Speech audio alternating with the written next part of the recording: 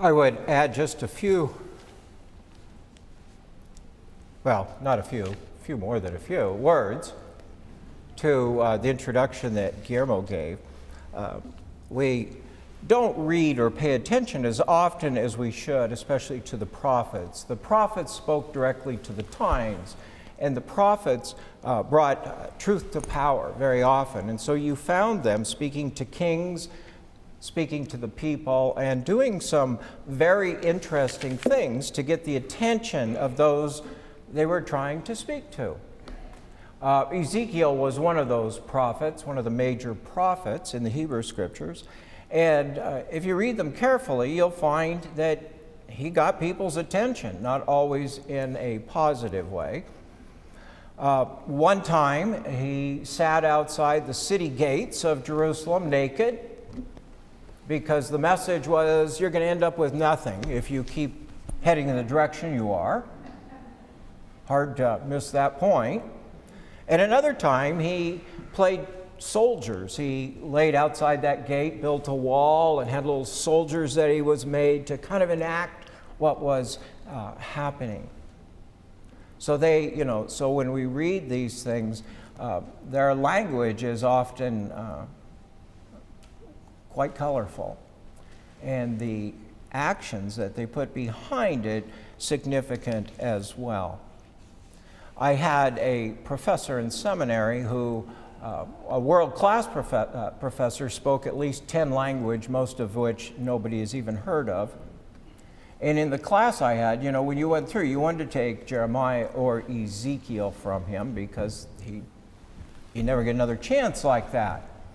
But everybody was very intimidated and frightened to take him because he acted like these prophets we read of. Not that he showed up naked or anything, but our grade in that class over the whole semester was one paper, an exegesis, about 30 pages long. And midway, we had to make an oral presentation to see if we're on the right track or whatever.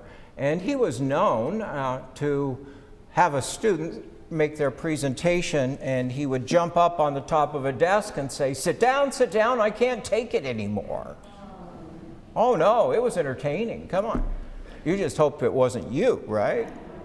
I had a colleague, he probably retired at this point, but then he turned in his 30-page paper, and the comment at the front in red ink said, if you take an apple out of a barrel and you bite into it and it is rotten, do you eat the rest of the apples in the barrel? And it was F, I stopped reading here. We kind of go, oh, but the prophets were not around to make people always feel good. They were around to remind them that they could do better, that they could be better. But, we don't always like harsh words. I don't have harsh words this morning, but the prophets make us think. And in these days, maybe we should read them more. Pray with me. May the words of my mouth and the meditations of all our hearts, be blessed, for you are our strength and our salvation. Amen. I'm willing to bet that most of you have heard or said the cliche, good night, sleep tight, don't let, there you go, proof positive.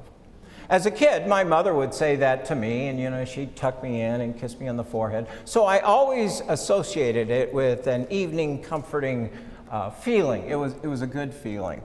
But then I never went to my mom was kind of a clean freak, so I never even thought of the bed bug thing. Never crossed my mind, right?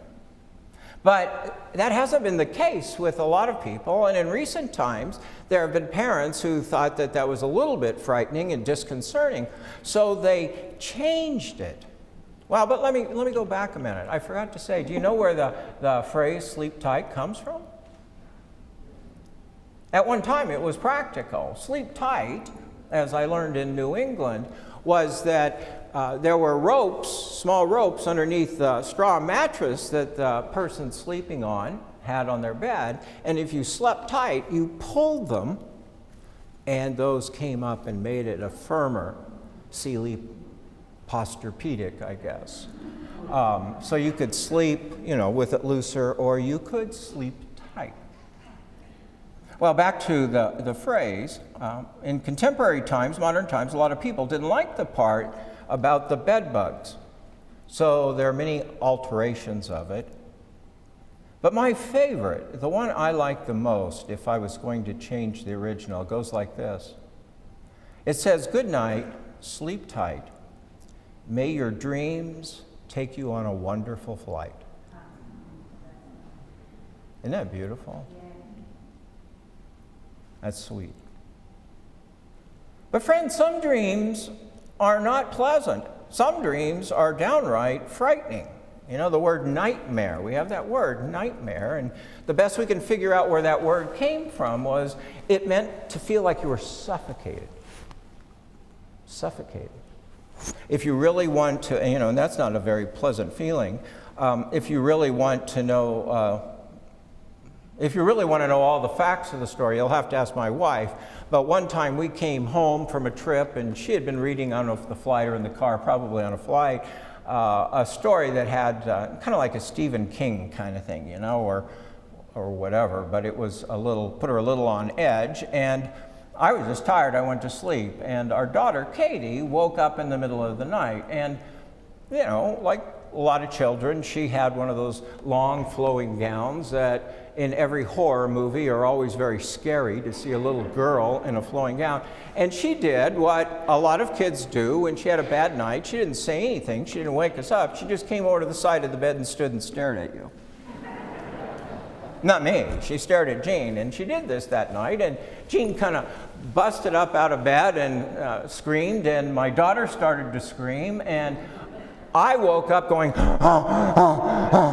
my heart. I don't know if you call it a nightmare, but suffocating was certainly the word I associated with it. My wife actually tells the story better. In any case, what I'm saying is dreams are a part, whether we have daydreams, night dreams, good dreams, nightmares, dreams are a part of the human condition. And they are often tied, we are told, to events in our lives of either stress or change. They can be tied to life-changing events. And this is certainly true, and there are dreams all the way through the Bible. Almost all the characters are tied to a dream at some critical point. Jacob, remember the story of Jacob? He stole his brother's birthright, and on the night before he's going to go back to try to reconcile, he has this dream of a ladder leading up into heaven, and he wrestles in that dream with an angel. And the transformation represented in that story is that it's a tough wrestling match. And he forever has damaged it says he walks with a limp because his hip is damaged. But the change is evident because his name is changed. From Jacob, it says, from now on you'll be called Israel. Dreams tied to transformational events. Similarly, remember Mary, Jesus' mother.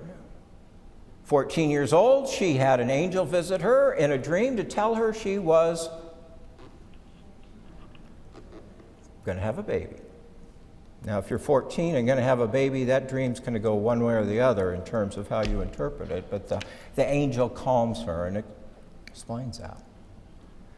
Guillermo read from the book of Acts, the Apostle Paul having a dream and being spoken to in a fashion that said, Paul, I want you to take the gospel west, not east. And if you go east, a lot of people flunk geography at the 8:30 service. But if you go east, where do you go? Asia, India. You go west, you would go to Rome, Greece.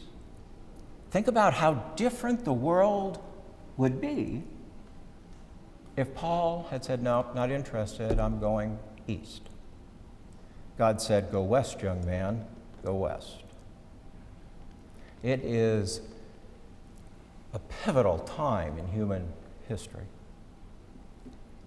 And lastly, the prophet Ezekiel, who in one dream, as Guillermo alluded to, there's this valley with all the dead bones. They're dried out. They've been there long enough from a battle, and they come back to life. And in another, in the first chapter that was also read, we have fire and smoke and spinning wheels and this creature in the sky with different faces looking in every direction. My point being, dreams are not merely a part of our life, they are a part of the lives of people in Scripture.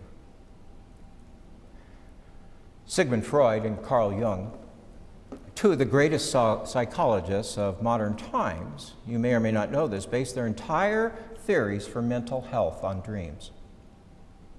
The difference was Sigmund Freud used dreams to examine his patient's past, while Carl Jung saw them as a vehicle for examining a patient's thinking about their future.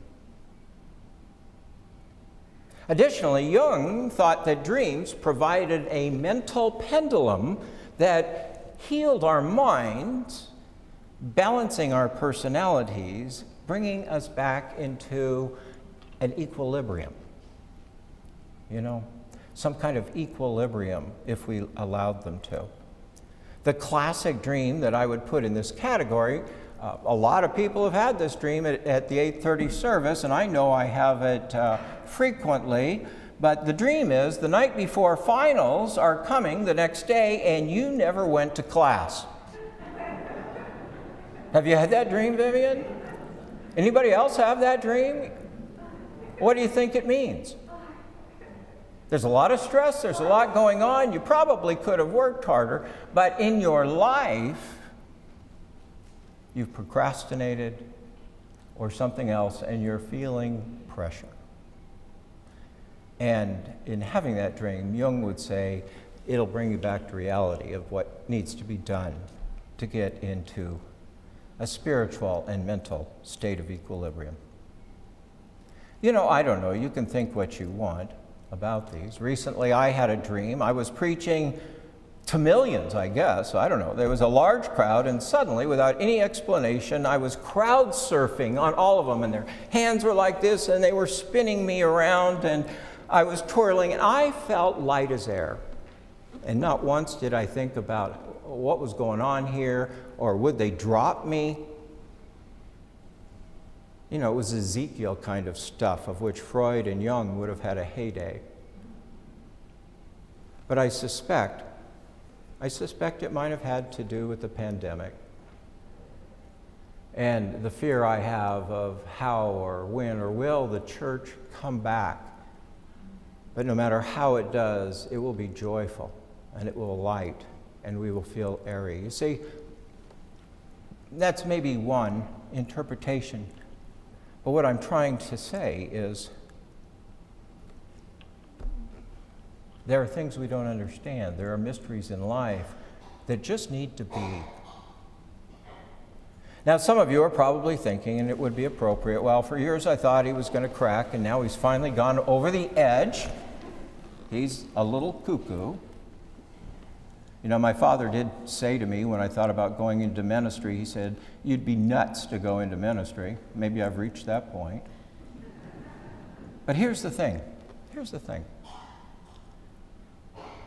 Maybe there's something to all of this.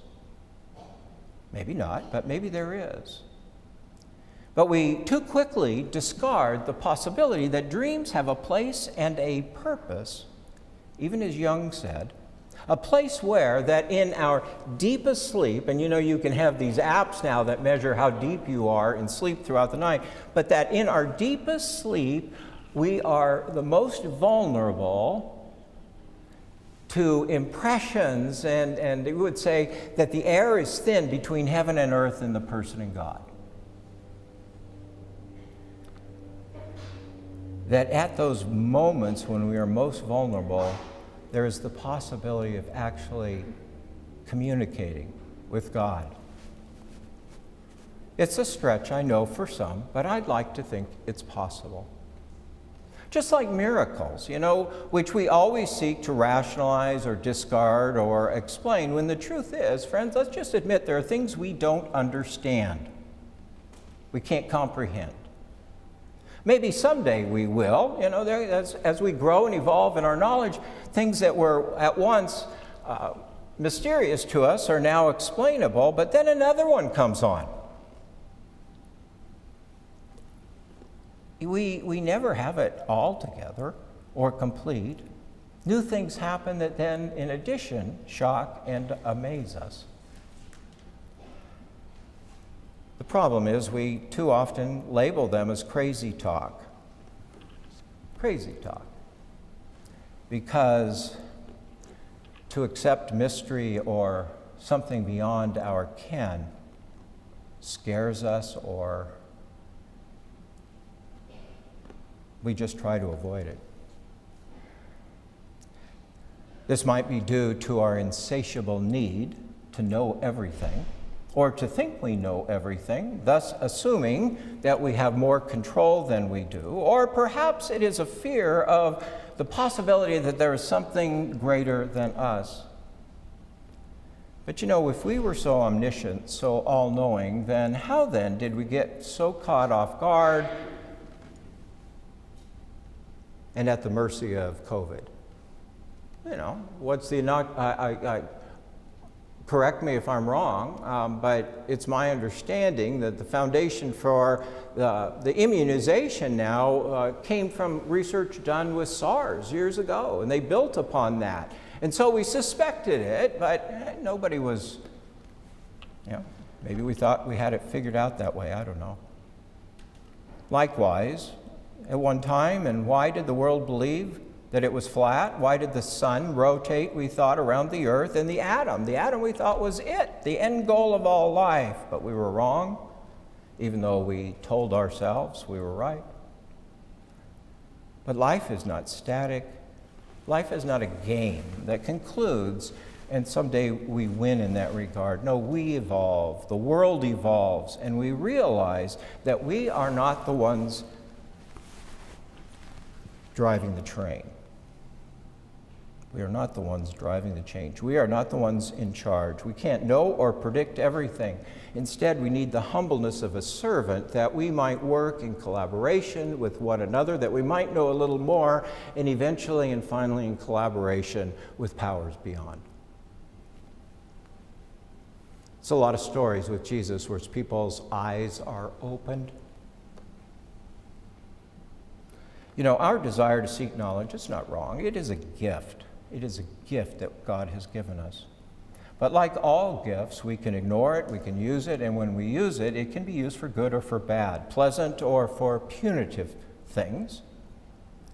But we become less when we desire to know or to think we know so much, because it squeezes out of our spirits and our existence wonder and mystery.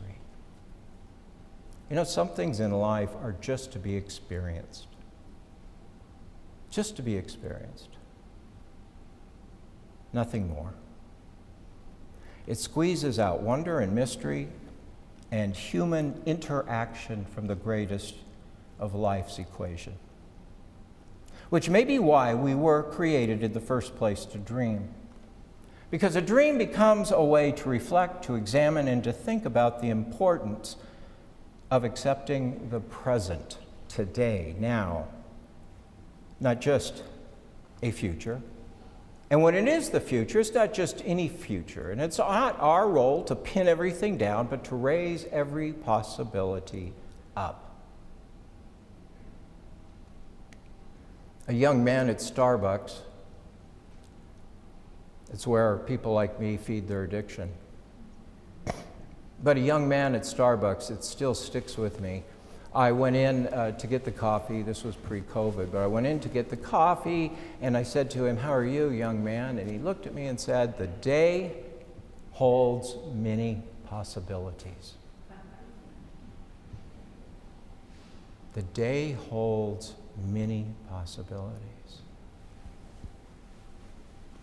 To which I would add possibilities we need not understand, but just remain open to, as God would open our eyes to a world waiting to be born. The Apostle Paul talks about the world in his day and his time. He says, the creation groans in travail. I love that passage.